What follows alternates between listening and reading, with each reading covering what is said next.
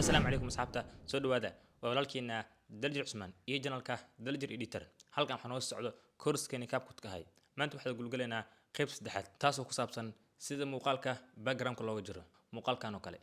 السلام عليكم أصحابتا وادin salaam soo dhawaada waa walaalkiina Daljir Cusmaan channelka daawanaysiina waa Daljir waxaan gudageli doonaa ama qaban doonaa shaqadan inta aan gudan galin kor waxaa ka codsanaa mar kale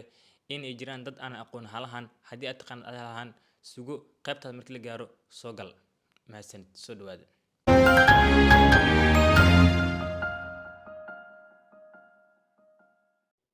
هيا أصحاب soo dhawaada hadda waxaan sameyn doonaa muuqaalkii kaasoo ahay sida muuqaalka background-ka looga jiro adigu isticmaalaysid Capcut wejigiisa hore sidan ayuu noo soo saarayaa oo kadib waxaad taabanaysaa new project si aad soo gelisid background-ka kadibna muuqaalka rabtid inaad background-ka jirtid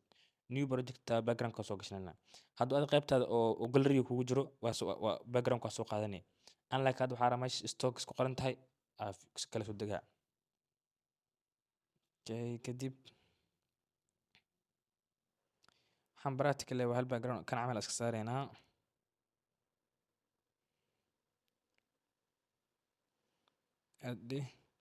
kadib waxaa soo gashan doonaa background kan markuu yahay delete kan background markuu kan yahay soo gashan doonaa videoga arabna inaan jarno waxaad taabanaysaa overlay add overlay waa kan videoga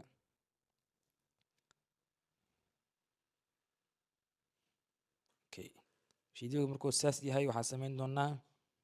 videoga horta halaan iska jarno qaybtan markuu hadalka la bilaabayo ka dhiganaa iska delete halahaas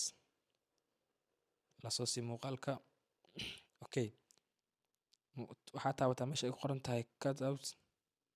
kadib remove background taabo saa u jejin muuqaalka waa kaasaa beliyaa dhahno السلام عليكم أصحابتا وادin salaam soo dhawaada waa walaalkiina Daljir Cusmaan channelka daawanaysiina waa Daljir Editor muuqaalkan wuxuu ku saabsan yahay sida background-ka looga jiro muuqaalkaaga